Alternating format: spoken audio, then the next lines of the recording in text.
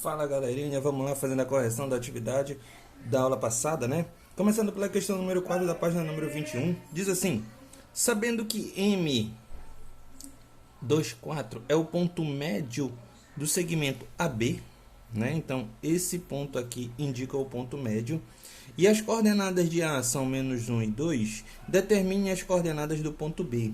Só para lembrar, toda vez que eu calculo o ponto médio, xm seria xa mais xb sobre 2. E o ym, ya mais yb, também sobre 2. Ok? Então, já que ele me deu o ponto médio, né? Então ele está me dando o valor de xm, né? Está me dando o valor de xm. Só substituindo na forma, xm é 2, então é 2. xa menos 1 mais o xb dividido por 2, ok? Passa o que está dividindo, multiplicando, 2 vezes 2, 4, igual a menos 1 mais xb. Passa o menos 1 para cá somando, então xb seria 4 mais 1, 5. A mesma coisa eu vou fazer aqui do outro lado, né? YB vale 4, tá? YM, quer dizer, YM vale 4. Então, aqui é 4 igual a 2, que é o YA, né? Mais YB sobre 2. Passa multiplicando. 2 vezes 4 dá 8, igual a 2 mais YB. Passou subtraindo. Então, aqui é 8 menos 2, igual a 6. YB 6. Então, aqui eu tenho YB igual a 5, 6, né? As coordenadas do ponto YB, do ponto B, ok? Do ponto B é 5, 6. Questão número 5, também na página número 21, diz assim: os pares ordenados A, B, C e D são vértices de um quadrado e o ponto E divide a diagonal BD em dois segmentos congruentes, né? Quais são as coordenadas do ponto E?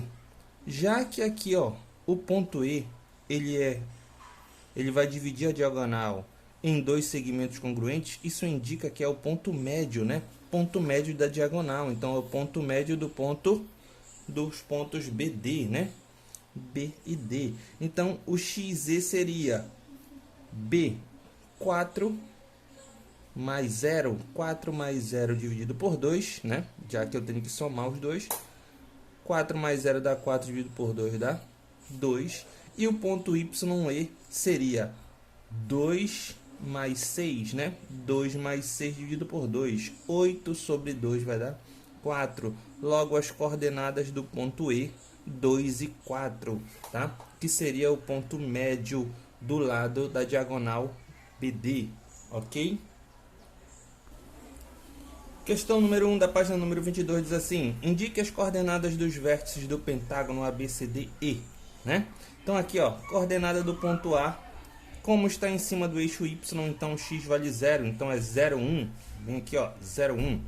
Coordenadas do ponto B, tá aqui, ó, x3, y3, então a coordenada é 3, 3, ok? Coordenada do ponto C, então aqui, ó, x1, y6, então é 1, 6. Do ponto D, menos 1 do x e 6 do y, então é menos 1, 6.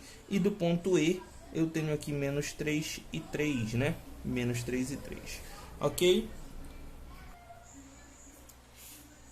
Complete as lacunas com os sinais de mais ou menos, de modo que as sentenças fiquem corretas. O ponto pertence ao primeiro quadrante. Então, para pertencer ao primeiro quadrante, tanto o y quanto o x quanto o y precisam ser positivos, né? Então, mais e mais. Segundo quadrante, o x é negativo e o y é positivo. Terceiro quadrante, tanto o x quanto o y são negativos. E o quarto quadrante, x positivo e y negativo, ok? Só para a gente lembrar. Então, aqui, ó, ponto pertence ao segundo quadrante. Então, para pertencer ao segundo quadrante, o x tem que ser negativo e o y positivo. Então, aqui o 5 é negativo e o 3 é positivo. Letra C, o ponto 15 e 4 pertence ao terceiro quadrante. Então, todos os dois têm que ser negativos. Então, menos 5 e o menos 4. pertencer ao quarto quadrante e x positivo, y negativo. Então aqui, ó, positivo, negativo, mais 5 e o menos 2. Segundo quadrante, x negativo, y positivo. Então aqui, ó, menos 1 e 4. Letra G, pertencer ao primeiro quadrante, tudo tem que ser positivo, então mais e mais. E aqui, pertencer ao terceiro quadrante, todos os dois tem que ser negativos, né? Menos e menos. Questão 3, continuando da página número 22, né? Analise V com as sentenças verdadeiras e F com falsas. Letra A. O ponto 0 e menos 3 pertence ao eixo das ordenadas. Eixo das ordenadas é o eixo Y, né? Então, para ficar em cima do eixo Y, isso indica que o x vale 0. Então, no caso aqui, ó, sentença verdadeira, né? O ponto menos 2 e menos 1000 pertence ao terceiro quadrante. Vimos anteriormente que quando todos os dois são negativos, isso indica que ele vai pertencer ao terceiro quadrante. Então, isso aqui é verdadeiro, né? Passei uma aqui. Os pontos menos 5 e 2 e menos 3 e 1 pertencem ao quarto quadrante. Ó, quando o x é negativo, ele só pode pertencer ao segundo quadrante. Então, isso daqui é falso, né? Falso. Então, aqui, ó, verdadeiro, falso, verdadeiro. Os pontos os pontos do primeiro quadrante têm duas coordenadas positivas, verdadeiro, né? Tanto o x quanto o y, eles são positivos, ok? Os pontos do quarto quadrante têm as duas coordenadas negativas. Opa, isso está errado, porque ó, no quarto quadrante o x é positivo e o y é negativo. Então isso está errado. Então aqui a letra E é falso. Ok? Letra F. O ponto 0, 0 é a origem do sistema de coordenadas cartesianas. Ok, verdadeiro, né? G. O ponto 0 e menos 0,5 pertence ao eixo das abscissas. Eixo das abscissas, eixo X. Então, para ficar no eixo X, é obrigatório que o Y esteja valendo 0. E nesse caso aqui, ó, o X que vale 0, né? Então, aqui ele vai pertencer ao eixo das ordenadas. Então, isso daqui é falso. Ponto F.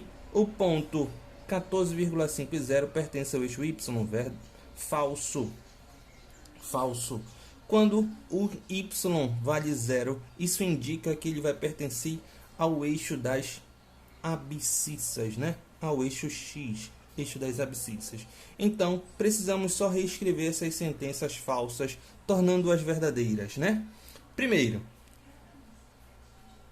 pertence ao quarto quadrante. Os pontos menos 5 e 2 e menos 3 e 1 não pertencem ao quarto quadrante, né? Isso daí iria tornar ela verdadeira.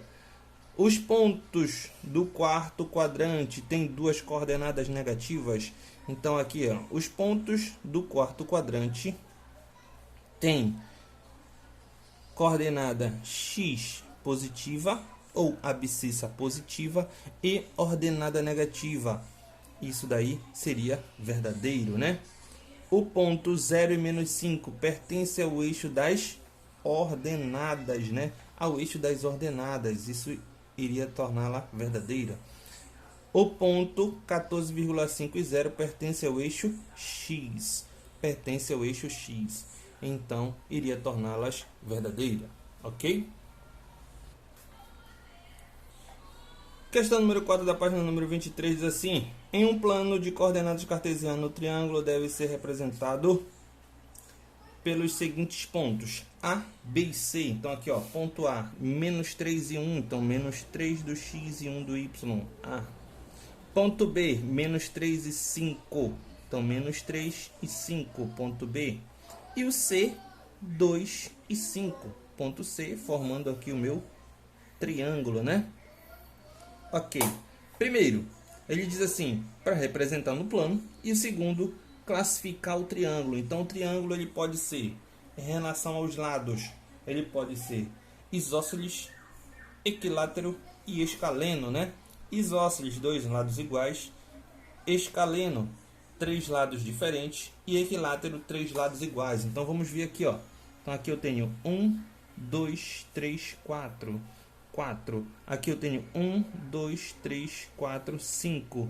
Lado 5. Já tenho dois lados diferentes. Logicamente que esse lado aqui vai ser diferente dos outros dois. Então é um triângulo escaleno, né? É um triângulo escaleno. Beleza?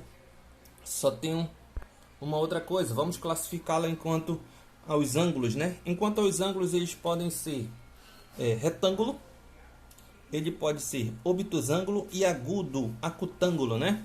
Então aqui, ó, no caso eu tenho um ângulo de 90 graus. Se eu tenho um ângulo de 90 graus, então esse triângulo é um triângulo retângulo, ou seja, ele é um triângulo escaleno